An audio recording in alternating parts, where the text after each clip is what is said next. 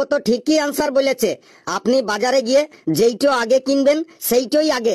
ডিমটো আগে কিনলে ডিমটো আগে, আর মুরগিটো আগে কিনলে মুরগিটোই আগে।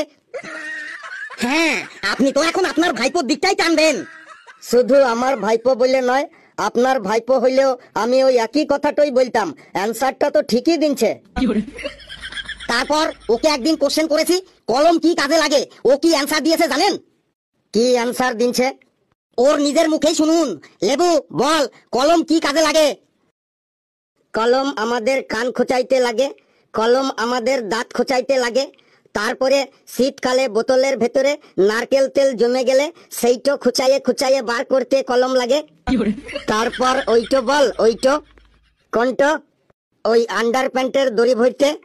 হ্যাঁ, ওই আন্ডার প্যান্টের দড়ি ভরতেও কলম লাগে বটে। কিন্তু আসলটাই তো বললি না, কলম তো মেনলি লেখালেখির কাজে লাগে।